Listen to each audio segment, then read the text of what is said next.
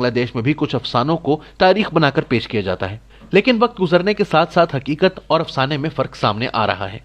انتہائی ٹھوس تاریخی شہادتوں سے پتہ چلتا ہے کہ پاکستان کی تحریک چلانے والی آل انڈیا مسلم لیگ 30 دسمبر 1906 کو ڈھاکہ میں قائم ہوئی تھی۔ تحریک پاکستان میں بنگالیوں نے بہت اہم کردار ادا کیا اور 23 مارچ 1940 کی قرارداد لاہور بھی ایک بنگالی لیڈر AK فضل الحق نے پیش کی تھی۔ قیام پاکستان کے کچھ عرصے بعد ہی قائد اعظم کی وفات ہو گئی۔ اردو کو قومی زبان قرار دینے پر قائد اعظم کی زندگی میں ہی مشرقی پاکستان میں بے چینی پیدا ہوئی، لیکن مشرقی پاکستان اور مغربی پاکستان میں نفرتوں کا آغاز 1958 میں مارشل لاء نافذ ہونے کے بعد ہوا۔ جنرل ایوب خان نے 1956 کا آئین معطل کر دیا، اور جب انہوں نے 1962 میں صدارتی آئین نافذ کرنے کا منصوبہ بنایا تو ان کے بنگالی وزیر قانون جسٹس ریٹائرڈ محمد ابراہیم نے جنرل ایوب خان کو روکنے کی کوشش کی۔ ان کی کتاب ڈائریز آف جسٹس محمد ابراہیم میں جنرل ایوب خان کے ساتھ ان کی سرکاری خط و کتابت شامل ہے، جس میں وزیر قانون نے صدر پاکستان کو وارننگ دی تھی کہ صدارتی آئین پاکستان توڑ دے گا۔ پاکستان کے فوجی صدر نے اپنے بنگالی وزیر قانون کی وارننگ نظر انداز کر دی۔ اس صدارتی آئین کے خلاف مشرقی پاکستان کے گورنر جنرل اعظم خان نے بھی استعفیٰ دے دیا۔ ایوب خان اپنی ضد پر قائم رہے اور انہوں نے ایک پنجابی جج جسٹس ریٹائرڈ محمد منیر کو اپنا وزیر قانون بنا لیا۔ نئے وزیر قانون کو یہ ذمہ داری سونپی گئی کہ وہ کسی طرح بنگالیوں سے جان چھڑائیں۔ جسٹس محمد منیر نے اپنی کتاب فرام جناح ٹو ضیاء میں لکھا ہے کہ 1962 میں وزیر قانون بنانے کے بعد جنرل ایوب خان نے مشرقی پاکستان سے تعلق رکھنے والے ایک بنگالی وزیر رمیز الدین کے پاس مجھے بھیجا اور میں نے انہیں کہا کہ آپ ہم سے علیحدگی اختیار کر لیں یا کانفیڈریشن بنا لیں۔ رمیز الدین نے جواب میں کہا کہ ہم اکثریت میں ہیں، آپ اقلیت ہیں، اگر آپ علیحدہ ہونا چاہتے ہیں تو ہو جائیں، لیکن اصل پاکستان تو ہم ہیں۔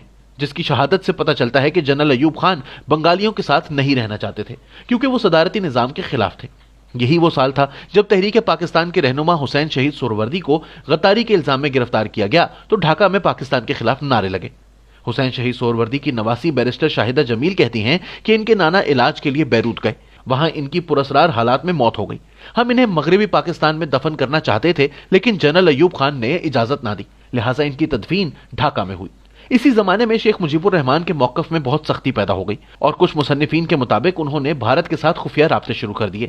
اس دوران محترمہ فاطمہ جناح نے ایوب خان کے خلاف 1965 کے صدارتی الیکشن میں حصہ لیا تو مشرقی پاکستان میں شیخ مجیب الرحمان سمیت مغربی پاکستان سے ولی خان، غوث بخش بزنجو، عطا اللہ مینگل اور سردار خیر بخش مری سے لے کر مولانا مودودی تک سب نے فاطمہ جناح کی حمایت کی، لیکن ایوب خان نے فاطمہ جناح کو انڈین ایجنٹ قرار دے دیا۔ دھونس اور دھاندلی سے انہیں ہرا دیا۔ فاطمہ جناح ڈھاکہ سے جیت گئیں لیکن مغربی پاکستان سے ہار گئیں۔ فاطمہ جناح کی شکست نے بنگالیوں کو پاکستان سے مایوس کر دیا۔ اس مایوسی کا نتیجہ 1966 میں شیخ مجیب الرحمان کے 6 نکات کی صورت میں سامنے آیا۔ قریشی صاحب نے مجیب سے پوچھا کہ موجودہ بحران کا حل کیا ہے۔ مجیب نے جواب میں کہا کہ 1956 کا آئین بحال کر دیں۔ قریشی صاحب نے کہا کہ 6 نکات تو کچھ اور ہی کہتے ہیں۔ مجیب نے جواب دیا کہ 6 نکات قرآن اور بائبل نہیں، ان پر نظر ثانی ہو سکتی ہے۔ پھر انہوں نے الطاف حسن قریشی کو وہی کہا جو رمیز الدین نے جسٹس منیر سے کہا تھا، ہماری آبادی 56% ہے، مغربی پاکستان علیحدگی کا تصور کر سکتا ہے، ہم نہیں کر سکتے، وہ حصہ اگر الگ ہونا چاہتا ہے تو ہو جائے۔ اس واقعے کے ایک سال بعد 7 دسمبر 1970 کو پاکستان کی تاریخ کے پہلے عام انتخابات منعقد ہوئے۔ عام تاثر یہی ہے کہ 1970 کے انتخابات بڑے فیئر اینڈ فری تھے۔ اس تاثر کی نفی جنرل یحییٰ خان کے اپنے ہی 2 قریبی ساتھیوں نے کر دی۔ پاکستان ایئر فورس کے ایک افسر ارشد سمیع خان نے جنرل ایوب خان، جنرل یحییٰ خان اور وزیر اعظم ذوالفقار علی بھٹو کے ساتھ بطور ADC کام کیا۔ انہوں نے اپنی کتاب 3 Presidents and an Aide میں لکھا ہے کہ 1970 کے انتخابات میں میجر جنرل غلام عمر نے کچھ سیاستدانوں میں خفیہ طور پر رقوم تقسیم کی تھی۔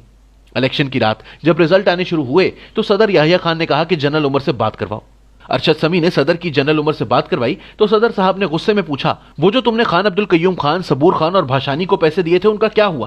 جنرل عمر کوئی جواب نہ دے سکے تو صدر نے کہا کہ قومی اسمبلی کے انتخابات میں جو ہونا تھا وہ ہو گیا، اب مجھے صوبائی اسمبلی کے انتخابات کے نتائج بالکل مختلف چاہیے۔ لیکن جنرل عمر صدر کے خوابوں کو حقیقت بنانے میں ناکام رہے۔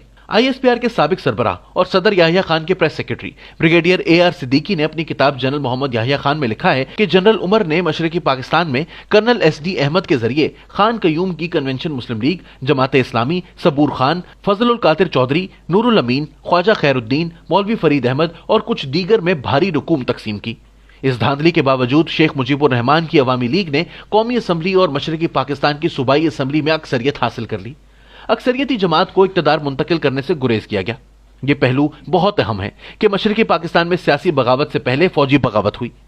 25 और 26 मार्च 1971 की दरमियानी शब चिटागोंग में 8 ईस्ट बंगाल रेजिमेंट के मेजर जियाउर रहमान ने अपने कमांडिंग ऑफिसर कर्नल जंजुआ को कत्ल करके रेडियो से आजादी का ऐलान करा दिया। ये मेजर जियाउर रहमान वही थे जिन्होंने बाद में जनरल बनकर बांग्लादेश पर मार्शल लॉ लगाया और पाकिस्तान के दोस्त बन गए। General retired KM. आरिफ ने अपनी किताब खाकी साए में लिखा है कि जब जियाउर रहमान बांग्लादेश के सदर की हैसियत से पाकिस्तान आए तो इनके एजाज में जोहराने में मुझे भी बुलाया गया, लेकिन मैंने सदर पाकिस्तान जनरल जियाउल हक से कहा कि मैं इस कातिल के जोहराने में शिरकत नहीं करूंगा। जनरल जियाउर रहमान की अहलिया खालिदा जिया जब बांग्लादेश की वजीर आजम बनी तो उन्होंने जनरल परवेज मुशर्रफ को ढाका बुलाकर इनसे अपनी तहरीक आजादी के शोहदा के मजार पर हाजिरी दिलवाई और 1971 के वाकयात पर माजरत करवा ली। लेकिन जो जुल्म जियाउर रहमान ने कर्नल जंजुआ के साथ किया, इसकी कीमत अवामी लीग अदा करती रही। पाकिस्तान में लोगों को यह तो बताया जाता है कि शेख मुजीब ने पाकिस्तान के खिलाफ बगावत की, लेकिन जनरल जियाउर रहमान के बारे में कुछ नहीं बताया जाता। सकूते ढाका के 50 साल बाद भी मगरबी पाकिस्तान के इन शायरों, अदीबों और सियासतदानों को गद्दार कहा जाता है जिन्होंने मशरकी पाकिस्तान में फौजी ऑपरेशन की मुखालिफत की। लेकिन ईस्टर्न कमांड के सरबराह लेफ्टिनेंट जनरल साहिबजादा याकूब अली खान का जिक्र नहीं आता, जिन्होंने मशरकी पाकिस्तान में फौजी ऑपरेशन से इनकार किया और याहिया खान ने इन्हें डिसमिस कर दिया। 16 दिसंबर 1971 के सरेंडर के बारे में अहम तरीन हकीकत यह है कि याहिया खान ने मशरकी पाकिस्तान में अपने commander general Amir Abdullah Niazi को सरेंडर कर नहीं कहा। उन्होंने सीज फायर के लिए इकदामात का हुक्म दिया था। मुनीर अहमद मुनीर की किताब अलमिया मशरकी पाकिस्तान 5 किरदार में जनरल याहिया खान का इंटरव्यू शामिल है। याहिया खान ने बताया, मैंने न्याजी को सरेंडर का नहीं कहा था, बल्कि उसे कहा था कि यूएनओ को बोलो कि सीज फायर कराए। मैंने कहा था कि दुश्मन के आगे हथियार फेंकने का सवाल ही पैदा नहीं होता। याहिया खान ने जनरल न्याजी को झूठा और बुज़दिल करार दिया, हालांकि वो याहिया खान का हुस्ने इंतखाब था। याहिया खान ने अपने इस इंटरव्यू में कहा, तरख गया बेचारा मियां वाली वाला। भारतीय फौज के लेफ्टिनेंट जनरल जैकब ने सरेंडर एट ढाका में लिखा कि पाकिस्तानी फौज ने मशरकी महाज पर बड़ी जुर्रत और मुस्तकिल मिजाजी का मुजाहिरा किया। 16 दिसंबर को जनरल न्याजी के पास ढाका में 30,000 फौज मौजूद थी। अगर न्याजी कुछ दिन मुजाहिमत करता तो शायद यूएनओ सीज फायर करा देता। जैकब लिखता है कि हम तो सिर्फ खलना और चिटागोंग पर कब्जा करने के लिए आए थे। 13 दिसंबर तक ढाका हमारे प्लान में शामिल ना था, लेकिन जब न्याजी को यह कहा गया कि अगर तुम सरेंडर कर दो तो तुम्हें मुक्ति बाहिनी के हवाले नहीं किया जाएगा, तो वो सरेंडर के लिए मान गया। बकौल जैकब, सरेंडर के वक्त न्याजी की आंखों में आंसू थे।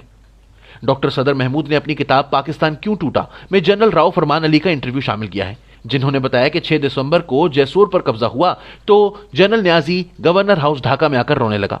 राव फरमान अली ने यह किस्सा अपनी किताब हाउ पाकिस्तान गॉट डिवाइडेड में भी बयान किया है। उन्होंने लिखा है कि फौज ने अपने कैद खाने और अदालतें बना रखी थी और सिविलियंस को बगैर वजह उठा लिया जाता था। कई दानिश्वरों को मेरी मुदाखलत पर रिहा किया गया। मशरकी पाकिस्तान में फराइज सर अंजाम देने वाले मेजर जनरल अबू बकर उस्मान मिठा ने अपनी किताब बंबई से जीएचक्यू तक में लिखा है कि हमारे खुफिया इदारे मशरकी पाकिस्तान में जिनको गायब कर देते थे उनमें 90% मुसलमान होते थे। इन हरकतों से पाकिस्तान के हामी हमारे मुखालिफ बन गए। जनरल मिठा के पास लापता अफराद के लवाहिकीन आते थे, लेकिन कोई बाजियाब ना होता था। मेजर जनरल खादिम हुसैन राजा ने अपनी किताब a stranger in my own country में लिखा है कि मार्च 1971 में जनरल न्याजी ने एक मीटिंग में बंगाली अफसरों की मौजूदगी में कहा, मैं इस हरामजादी कौम की नस्ल बदल दूंगा। इस वाक़े के बाद एक बंगाली अफसर मेजर मुश्ताक ने कमांड हेडक्वार्टर्स के बाथरूम में अपने आप को गोली मारकर खुदकुशी कर ली। जनरल न्याजी ने बंगालियों को इनकी नस्ल बदलने की धमकी दी और पाकिस्तान का जुग्राफिया बदलकर वापस आए। इसकी निगरानी में जो जुल्म सितम हुआ, इसकी गवाही राव फरमान से लेकर जनरल मिठा तक बहुत से फौजी अफसरान ने दी। लेकिन यह कहना दुरुस्त नहीं कि फौजी ऑपरेशन में 30 लाख बंगालियों को कत्ल किया गया और 2 लाख औरतों का रेप हुआ। बंगालियों के साथ बहुत जुल्म हुआ, लेकिन मुक्ति बाहिनी ने बिहारियों के साथ भी बहुत जुल्म किया और इन बिहारियों को आज के पाकिस्तान के हुक्मरान फरामोश कर चुके हैं। जस्टिस हमूदुर रहमान, जस्टिस अनवारुल हक और जस्टिस तुफैल अली अब्दुल रहमान पर मुश्तमिल कमीशन ने जनरल न्याजी के तर्ज को शर्मनाक और इखलाकी दिवालियापन का शिकार करार दिया। कमीशन ने लिखा कि जनरल न्याजी कम अज कम 2 हफ्ते तक ढाका का दिफा कर सकते थे। वो सरेंडर की बजाय अपनी जान कुर्बान कर देते तो आइंदा नस्लें इन्हें एक अजीम हीरो के तौर पर याद रखती। हमूद अब्दुल रहमान कमीशन के मुताबिक उन्होंने हिंदुस्तानी जनरल को गार्ड ऑफ ऑनर का हुक्म देकर मुल्क और फौज की इज्जत खाक में मिला दी।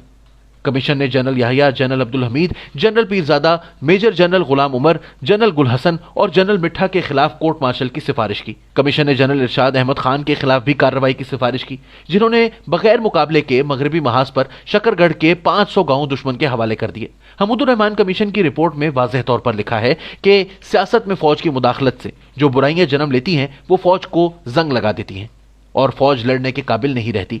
सकूते ढाका के 50 साल के बाद पाकिस्तान के हुक्मरान तबके को यह रिपोर्ट जरूर पढ़नी चाहिए, क्योंकि 1971 में पाकिस्तान पर एलानिया मार्शल लॉ नाफिज था।